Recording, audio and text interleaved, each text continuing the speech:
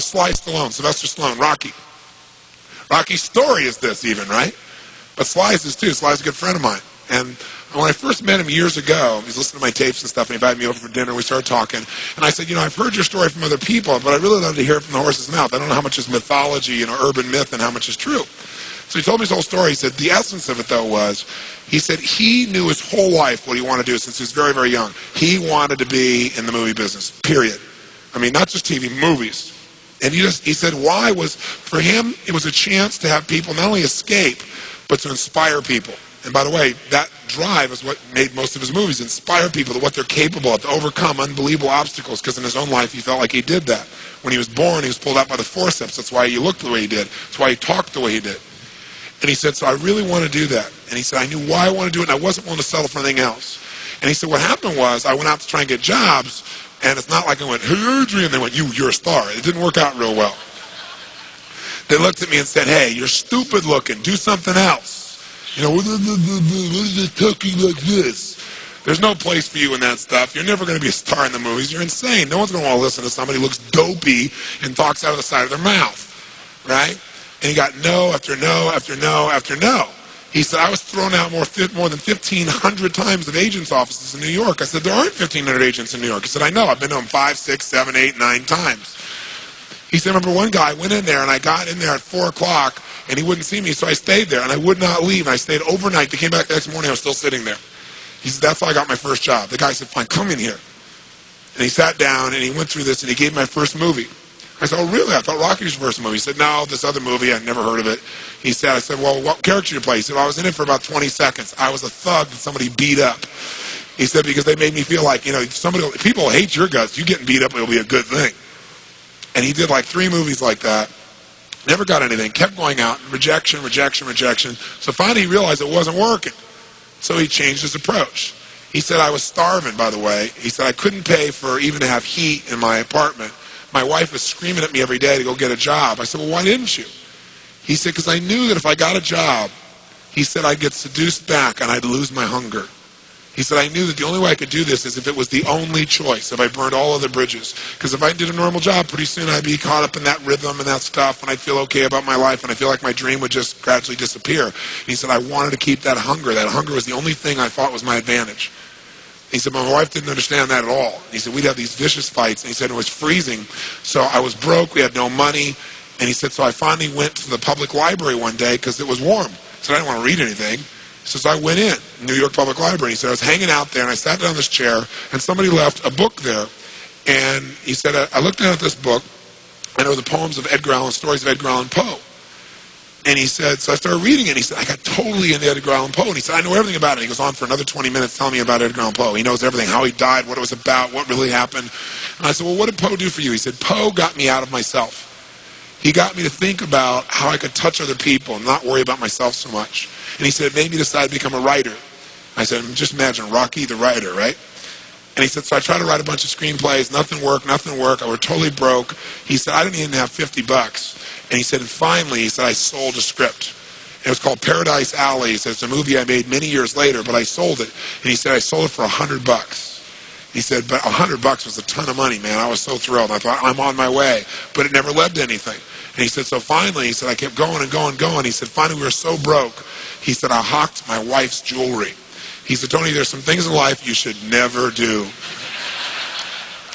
He said, that was basically the end of our relationship. She hated my guts so much.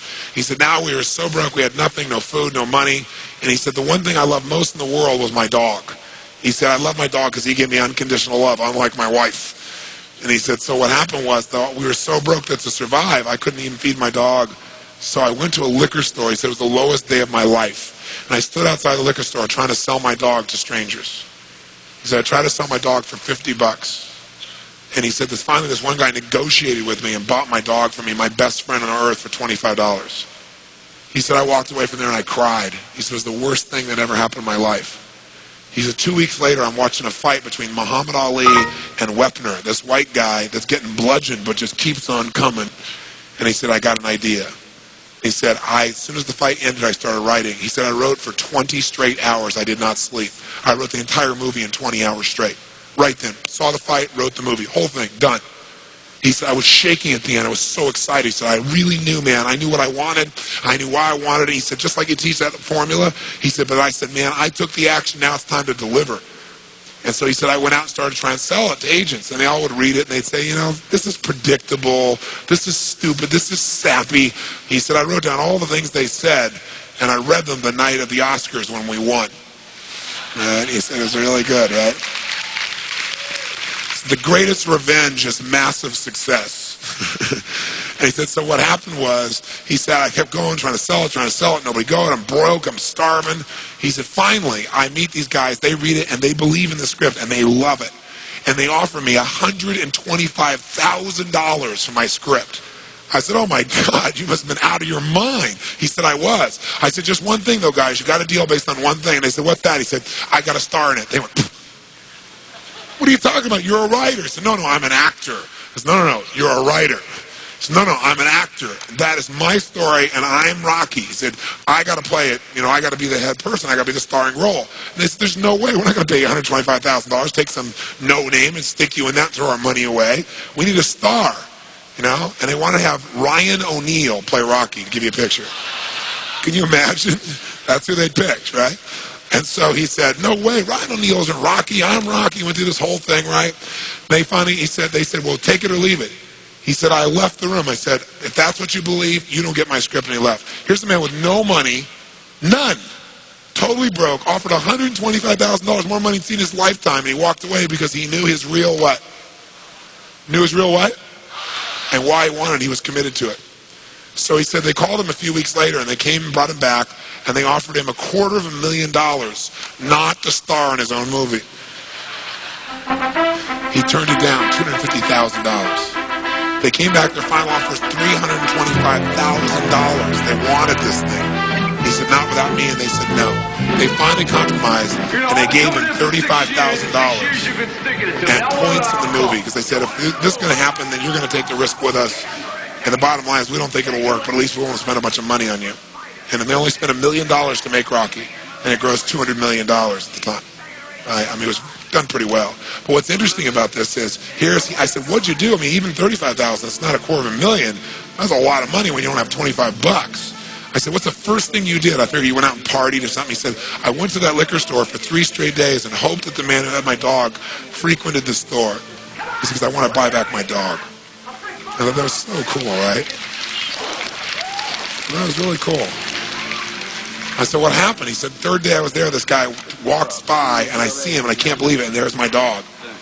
And I looked at him, and I said, sir, remember me? And he said, it had been about a month and a half by the time this had all come about. And he said, remember me? I'm the guy that sold you the dog. I goes, yeah, I love the dog. He said, look, I was so broke, I was starving. He's my best friend. I'm sure you love him too, but I got to have him black. Please, I beg of you. He said, I'll pay you $100 for the dog. I know you paid me $25, but I'll give you $100. And the man said, absolutely not, no way.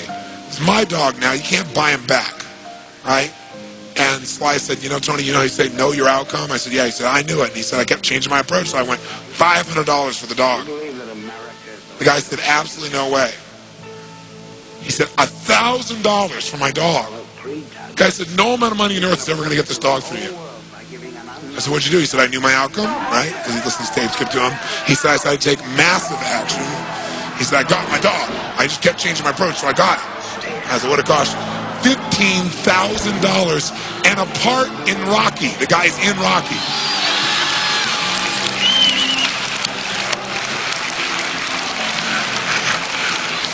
You know that dog in Rocky, Butt Kiss?